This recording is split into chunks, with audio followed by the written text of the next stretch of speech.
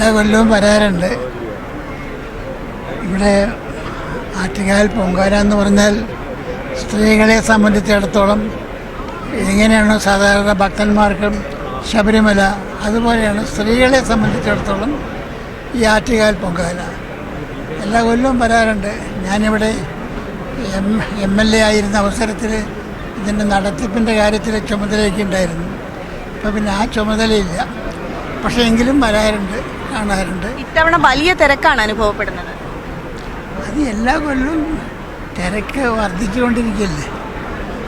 അതിനുള്ള ക്രമീകരണങ്ങൾ എൻ്റെ ചെയ്യാൻ സാധിക്കുന്നതനുസരിച്ച് പരിമിതമായിട്ടുള്ളതല്ലേ സ്ഥലമുള്ളൂ.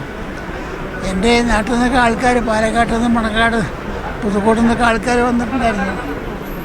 അവിടെ വീട്ടിൽ താമസിച്ചിട്ടുണ്ട്. അവർ വന്നിട്ട് വേറെ ഹോട്ടലിൽ മുറിയൊക്കെ എടുത്തിട്ടുണ്ട്.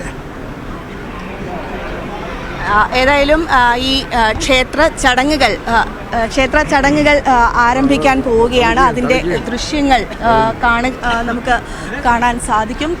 പണ്ടാരയടുപ്പിൽ തീർത്ഥം തളിക്കുന്ന ദൃശ്യങ്ങളാണ് നമുക്ക് കാണാൻ സാധിക്കുന്നത്. അല്പസമയത്തിനകം തന്നെ അഗ്നി പകരുകയും ചെയ്യും. 10:30 മണിയോടുകൂടിയാണ് അഗ്നി പകരുക എന്നാണ് മനസ്സിലാക്കാൻ സാധിക്കുന്നത്. ഇപ്പോൾ പണ്ടാരയടുപ്പിൽ ശുദ്ധി നടത്തുന്നതിൻ്റെ ദൃശ്യങ്ങളാണ് നമുക്ക് കാണാൻ സാധിക്കുന്നത്. ഇത് ക്ഷേത്രം തന്ത്രിയും മേൽശാന്തിയുമാണ് ഈ ശുദ്ധി വരുത്തുന്നത്.